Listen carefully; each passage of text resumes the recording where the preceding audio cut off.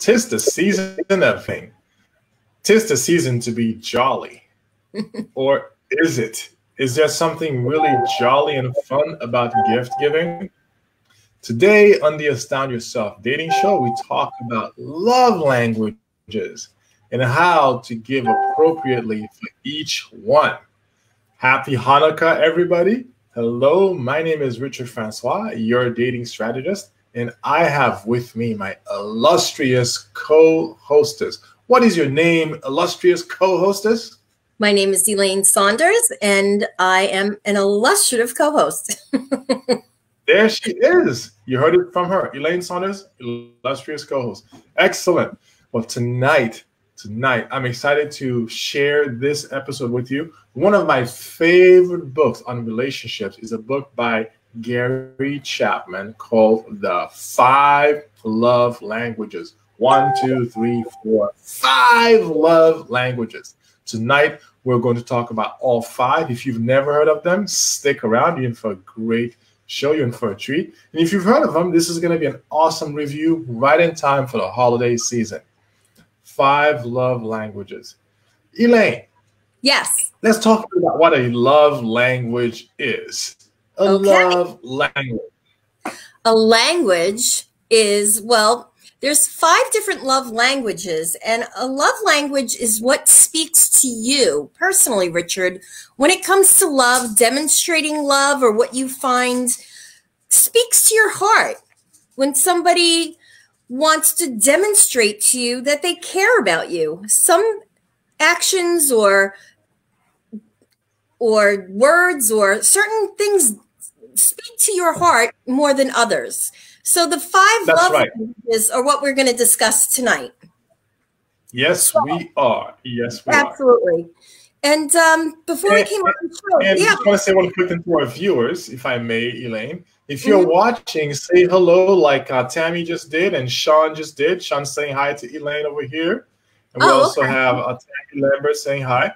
So make sure you say hello if you're watching the show. But don't just say hello, make a comment, ask a question. We'll incorporate what you're saying on the show to make the show interactive. It's live and interactive. Elaine, so why don't we go ahead and start with the love languages? Okay, so the love languages. The first love language that I have here is words of affirmation. Now, words of affirmation are when words of affirmation is your love language, they basically are spoken words of affection, praise, encouragement. It could be compliments.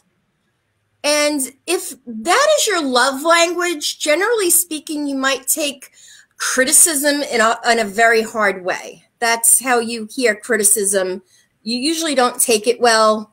You usually become defensive, but words that sing praises to you is really, it makes your heart sing.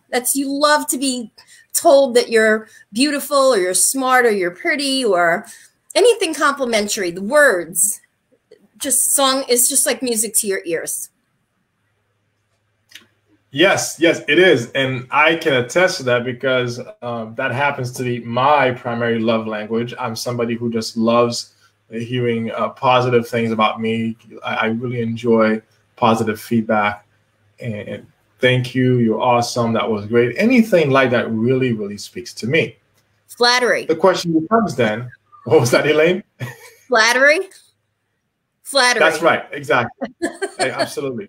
Now, the question then becomes, how do you give somebody a gift that is love language related? It's the holiday season. How do you give a gift that really is not only is appropriate, but speaks to somebody's love language when their love language is words of affirmation? Here's one idea, something that I received as a gift some time ago. It was a book. I wish I had gotten it here to show you. It's a book. On the outside of it, it said, Why You're Awesome. Now, that's a catchy title for somebody whose love language is words of affirmation. The title, the book on the outside was Why You're Awesome.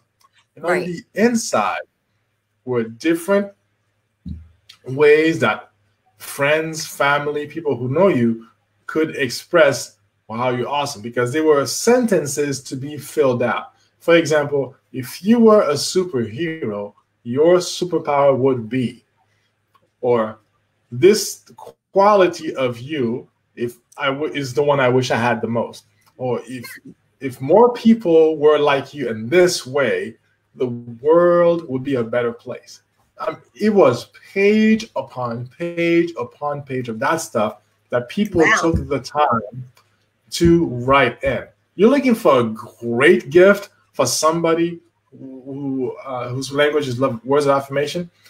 You can create that for yourself. You don't even have to go dig up that book, look for it online. You could if you wanted to. I don't know if it's still available. You could just find a way to print that and just have people creatively write things they appreciate about that person you want to give a gift to. I promise you, for somebody whose love language is words of affirmation, something like that is way more valuable than the other stuff you could get them from the other love languages we haven't talked about. It's more valuable than an expensive gift, more valuable than some lavish travel. You tell someone like that how awesome they are, they will eat it up and they will remember that. Right, right. That's a really smart idea. So maybe it wasn't expensive. It was time consuming though, getting everybody to sign it. Mm-hmm. Right. Maybe a gift of a poem or a song. That's my words of affirmation, lyrics of a song. As long as it's all about them. A poem about them, a song about them, sure. Yeah, a little story with making them the center of attention in the story. That's right. Yeah. Cool. That could be really, really kind of cool idea. Different. So what's the next one we have, Elaine? Okay, let's go on to the next love language. Quality time. So to you, nothing says more that you're loved than undivided attention. When you're present and not looking at your phone, it makes someone feel that they're super important when you're actively listening to someone. Just total attention, undivided attention. Some people, that is the way of the love language that speaks to them. In this world where we're so busy and people hardly have the attention of a squirrel or a flea or a butterfly, just to have somebody be able to sit and be still and be in the present moment with that person, that in and of itself is a gift. And that is a love language to some people. That might speak the most strongest way to tell someone you care about them is just to give them quality time. So that's the second love language. That's right. And now how do you give quality time as a gift? Well, I'm already spending time with them, so what's more time? Oh, more time is gold. It's very difficult to spend too much time with someone whose love language is quality time. They'll let you know when it's too much time. They'll let you know, okay, I need to spend some time doing X, Y, or Z. Mm-hmm. But that's their love language. That's how they experience being adored, being cared about, being cared for. How do you give that? Well, one way, again, if you wanted to make it in the form of a physical gift, is you could get those little coupon books that bestow upon that person different things that they could do with you. Maybe this coupon is for 1 30-minute walk in the park, or this one is a free coupon for watching any movie that you want, regardless of how I feel about it. Maybe the person you're giving the gift to is into sappy romances, or maybe they're into warrior type movies and you're not. Mm-hmm. Give them a coupon as a gift. We're going to spend time watching what you want to watch. That's a gift of quality time. It doesn't have to be anything extravagant. It could just simply be a walk in the woods together. But whatever it is, it's together. And the closer you get to undivided attention, the better. That means if you can shut off your phone or put your phone away. If you're together just on your phone separately, you're spending time together. Right. But it's not quality time. I like what John just had to say. You can't replace time. That's something that's a commodity it's irreplaceable. It's priceless.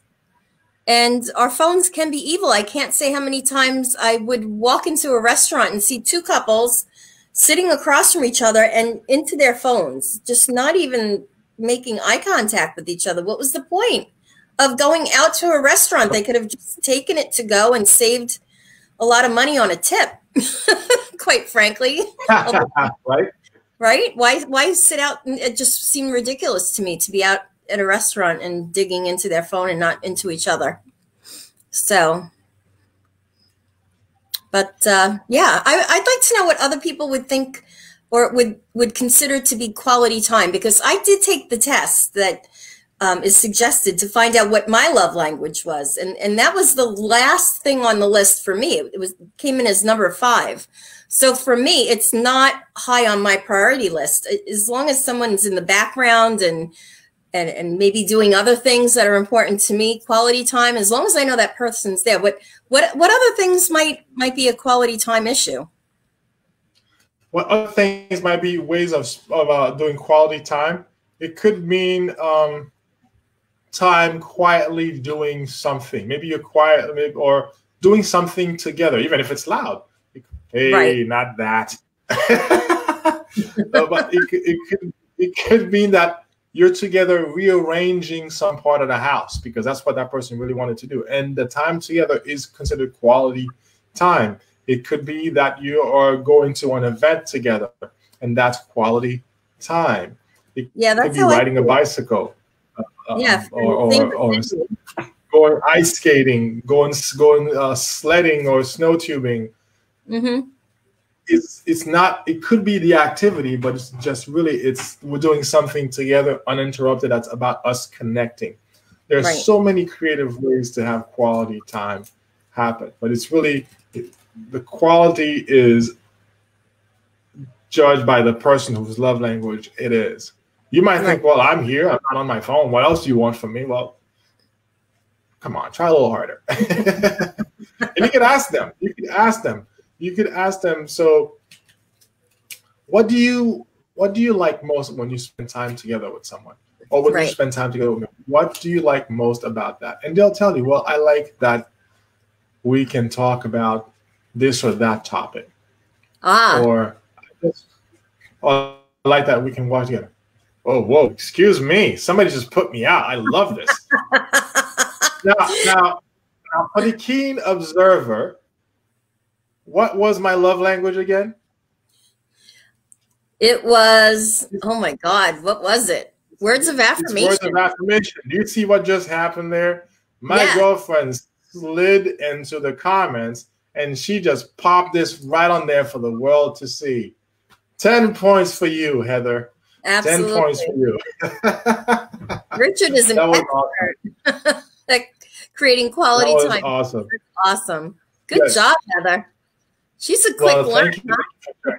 What was that? She's a fast learner. Very slick. I like her. There's that too. I like her. Smart girl. Study. That's pretty awesome. Oh. So very cool. Okay, so what's our next love language? What is our next love language? List. Oh, acts of service. So this was mine. This is my love language, Richard. Acts of service. And this is anything your partner does willingly to ease your workload for you. You feel cared when your partner vacuums before your breakfast as a surprise. That's not me per se, but it could be for someone else who has the same similar love language. So you like vacuuming before lunch, not breakfast. Yeah, do not put that vacuum cleaner on before I've had my second cup of coffee, please. Because the dog barks when I turn the vacuum cleaner on too, and we don't want that happening. You gotta get earplugs for the dog. Yeah, playtime or some stupid thing when we put the don't be doing that. On the other hand, ooh, this is interesting. On the other hand, Richard, broken promises or laziness makes you feel unimportant. And didn't we talk about a certain someone who, I don't know if you remember a recent story about someone who made a certain promise about to certain somebody and didn't follow through? Oh, I know of such stories. Yeah. Yeah, it's funny. It's funny. And I didn't even know that was my love language, but now that explains a lot why I felt the way I felt. Because I was like, Yeah. So this love language is, I think we have some comments about this love language here, the acts of service. Check this out. Carla says this. Carla says, offering his time to do errands with me and do tasks for me, like doing the car wash. So this is a combination of quality time and acts of service. The doing errands with me, that's quality time. Yes. But the car wash, that's an act of service, which is what you're talking about. Right. Acts of service, like, for example, let's say you just need somebody to like kind of re-examine a couple little things you need done around the house, but you don't know that much about it. You just need a second opinion. You know, can you just kind of look around for me and say, what do you think about this wall? Do I need one coat of paint or do I need 2 coats of paint? And should I get like certain kind of light fixture? Should I get a hanging one? Should I get a purple one? You know, just help me out. Help me out. And if somebody steps up to the plate and helps you, or if they can't find time to help you, that might make you, you know, makes the difference between whether or not you might feel cared for or not. Make sense? It is another easy one, by the way. Switch out a light bulb when you see that it's broken. What? Switch out That's what? An easy act of service. Yeah. It's an easy one. You see a light bulb that's busted, switch it out. Yeah, something like switch that. It's a little Take thing. Out the trash. Little thing can go a long way with somebody who has that for love language, because it touches your heart and makes you feel like you're cared for. It's just a way of showing you care. Doesn't take much. Excellent. Doing things on his own without being asked. Yep. That's sweet. It's true. You don't want to have to ask. Someone offers to help you do something and then they don't, and then you feel like you have to ask them. You feel like, I don't want to have to nag this person. Right. You know? Yeah, nagging is not a love language. It never has been. No.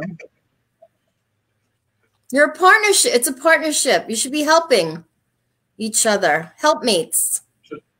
Should we go to the next one? What's the next one? Receiving gifts. This is fun. It's the holidays. This is my favorite one for the holidays. When you speak this love language, a thoughtful gift shows that you're special. In contrast, generic gifts and forgotten special events do have an effect. This love language isn't necessarily materialistic. It could just be about receiving a little something, a little favorite snack after a bad day, a little token, just a little sign of appreciation. It doesn't have to be about anything major, anything expensive, just something, just a little something to show that somebody was thinking of you and just shows they care. And that speaks to the person whose language is receiving gifts. It's a love language. I especially like what you said, Elaine, about that it's not expensive. I venture to say that some of the most powerful gifts are not really about the price, but it's about the connection that the gift creates or acknowledges between the giver and the receiver. Right. It's if you have a lot of money, it's easy to go and buy an expensive gift. Right. But it's a lot harder to get to know someone well enough to be able to find them a gift for $7 at a thrift shop that actually would mean much more to them than a $60,000. Absolutely. When you give a gift when you give a gift in somebody's love language, it says, I see you. I get you. Mm-hmm. I listen to you. Right. I know you, and I want to know more of you. That's what gets communicated when you give the right gift to somebody whose love language is receiving gifts. It's not about, I'm going to just shower you with gifts every day of the week, but it's like when I give you a gift, it's meaningful. I listened to you. I heard what you said. Correct. It's like being with somebody and the only time you get a gift is on your birthday or Christmas. Hmm. You know, right. That's kind of something. Someone like that, if their love language is to receive gifts and they receive a gift on their birthday or Christmas, that person is going to feel like you don't love them. Even if you're doing everything that the other love languages, not dictate, but the other love languages experience as love. So you might be giving them words of affirmation. You might be spending quality time with them. You might be, we already covered quality time, affirmation. Yep. You might be doing acts of service. You might be doing all three of those things. And the other one we haven't talked about yet. You might be doing all of that. Right. But because you're not speaking their love language, they do not experience love. Heather's question, can a person have one love language for receiving love and another for showing love? I think absolutely, yes. I think that it's absolutely possible. And I think that's the case for many people, actually, that they receive love in one way, but then they naturally find themselves showing love some other way. If your love language usually is words of affirmation, it comes naturally to you to be just having that come your way, to just have compliments all the time. You might not think, oh, I should go ahead and compliment my partner back. Right. And I think the beauty of that is it helps people who are different to do well together if they take the time to learn who the other person is and what they like. Now, in courtship, when you first meet somebody, you end up speaking their love language by accident because you're spewing love everywhere all the time in very different ways. So you're buying the gifts, you're spending all the time together, you're telling them how wonderful they are, you're doing all that stuff, and by accident, you're tripping over their love language in the beginning. And what starts to happen as you start to get into a routine, you're kind of comfortable with each other, you fall back into the love language that comes to you the easiest. Mm-hmm. And that may be your own, or it may be another one that you grew up around, and that might not be that other person's love language. And then it starts to just fade away, and we find ourselves arguing and bickering and feeling like so-and-so doesn't really care anymore. No, it's not that they don't care anymore. It's just that they fell into a routine and they're not purposely, intentionally speaking that language anymore.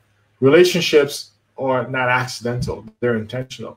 They take thought and work. They do. And the languages of love are interpreted people way like just multifaceted. You could be 30% words of affirmation and 20% acts of service and 10% receiving gifts, and down the line you're 100% of all 5 of those languages, but not 100% of just one. That's right. You could be you can come out and do the test and find that you're 20% of each across the board. It's not likely to happen. Most people are weighted heavily in one area, but and at the same time, you're going to communicate in different languages as well when you express your love. And based on how creative you are, the more creative you are, chances are you're going to express in a variety of different ways more than someone else who's not as creative or doesn't have as much dimension to their life experience or personality. So yeah, I agree. How many more do we have left? We have one more left? I think we have maybe just one more left. Ooh, physical. We saved the best for last. Physical touch. Go ahead.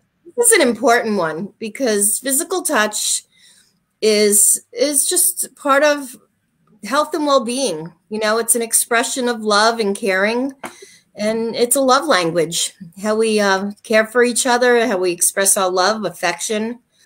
It's very important. So physical touch, some people are more affectionate than others. When we talk to people in our business, a lot of times they tell us they want somebody who's affectionate. They want somebody who is open to public displays of affection. They don't want somebody who is cold. I don't want somebody who is unaffectionate. They want somebody who's touchy-feely, you know? And then other people just don't want that in public. They want to leave that to a private moment. Everybody has a different level of comfort when it comes to touch. So if your love language is touch, you might want to always be holding that person's hand. I know some couples that don't go anywhere without each other. They don't go anywhere without holding each other's hands. They're like white on rice. And others aren't. You know, they have a lot more independence, and you know, maybe they're in their minds, they're together in their minds, but they don't have to be physically on top of each other 24/7. So, but it's a love language, absolutely. Yes, it is a love language. I think that's probably my second one, physical touch. And there are different ways to express that. It's not just about, and physical touch is not a euphemism for lots of sex. No. Sure, sex is a part of it. And one of the ways that you can really, really hurt somebody whose love language is physical touch is by withdrawing physically and not touching them and intentionally keeping sex away from them. That's one of the most deeply hurtful things you could do to somebody like that. So don't do that. If you find that you are having a conflict with your lover and that's their love language, look to see, like, sort it out, verbally talk about it. But when you do that, it really cuts deep when you just withdraw physically from someone whose love language is physical touch. How do you express your love, and how do you make that maybe a gift even for somebody whose love language is physical touch? Because you presumably, if you're doing well in the relationship, you're touching them enough. Well, you could offer, again, the little coupons I was talking about. Those are great. Coupons for free massages randomly whenever they say, hey. It could simply be that when you see them, if you are coming home from work or you're getting together after a few days you haven't seen each other, when you see them, you could give them a little back rub. Just play with their ear. That's you. Oh, you could do a little back rub, play with their ear. It could be something like, oh, just do little things with their fingers, just putting your hands together, playing patty cake. That's all physical touch. It's not necessarily all sensual or sexual, and it can be. But you could be playing with their hair. It could be snuggling on the couch or cuddling. Just being in close proximity where they can lean up against you, that counts as touch. Or when you lean against them, that counts as touch. There are many, many ways that physical touch can be experienced and expressed to somebody for whom that's their love language. So get creative, try new things, and definitely talk about things. Hey, do you like it when I do that? How does it feel? What would you like more of? It can be surprising to find out when you create a safe space for people to talk about things openly. You can be surprised to find out what they actually want versus what you think they want. So physical touch. Let's take a moment and take a look at some of the comments to see what people have to say. I'm going to look away from the screen from the camera here, so I'm not ignoring anybody. Sean seems to be surprised. Sean said something here where he was surprised that people don't do certain things. Oh, people don't really do the simple things. Sean was surprised by that.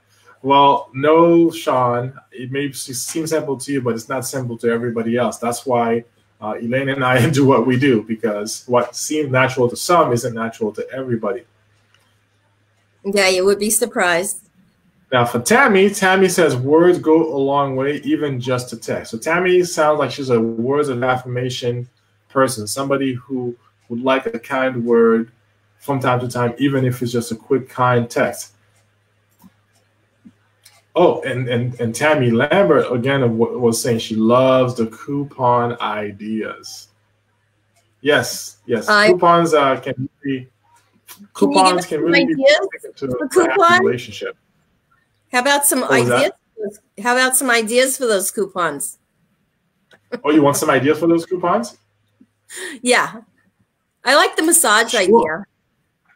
Yes, you could put that as a coupon. Like grab a bunch of stickies for the holidays and have that be your coupons, right? So one of them is 15-minute, 5-minute massage, 15-minute massage, whatever. 5 minutes is a long time if you're not used to giving massages, because your hands can get tired very quickly. Really? If you, depending on how, yeah, because you like hitting massages, so you're like, what? That's it? I can already tell. So yeah, massages is one thing. You could, maybe hugs could be something you put on for coupons. It could be time away someplace. It could be doing something with the house, to the house, maybe to the kitchen or to some part of the house.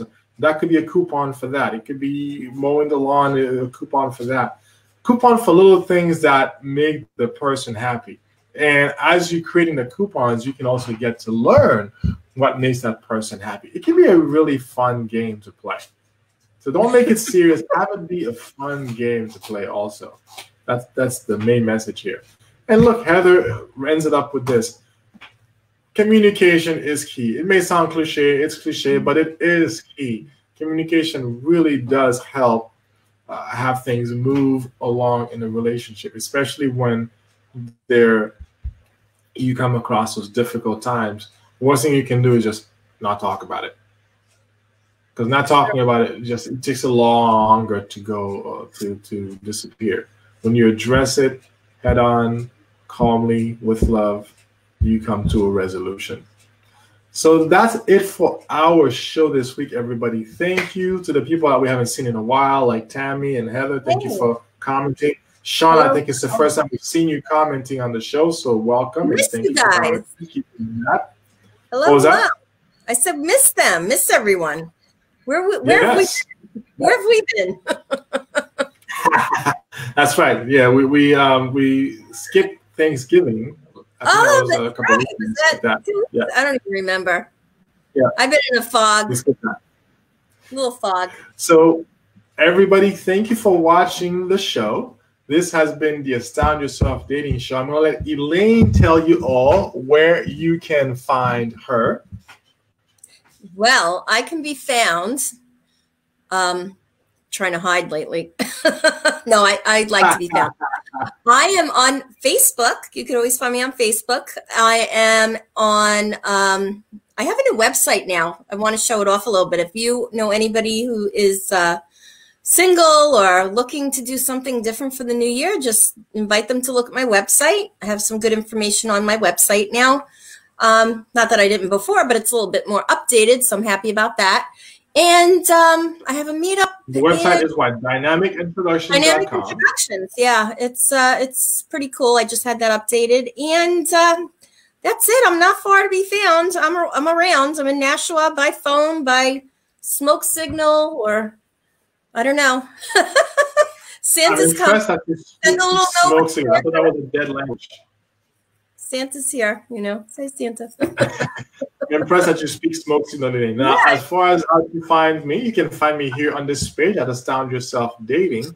If you also would like to join my 6-week dating challenge, it's 6 sessions, but it goes over 8 weeks. I know it's complicated. When we talk, I'll explain that. But if you'd like to join that or find out more about it, you can pick it up here, or you can go to triumphlife.com/Richard. That's triumphlife.com/Richard.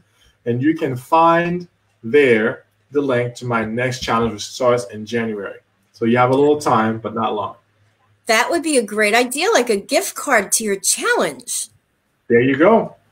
There you go. I love it. Yeah. Everybody, we will see you next week for another great show. Have a wonderful evening. Elaine, thanks again for an awesome show. Thank you. Thanks for having me again and again and again. Awesome.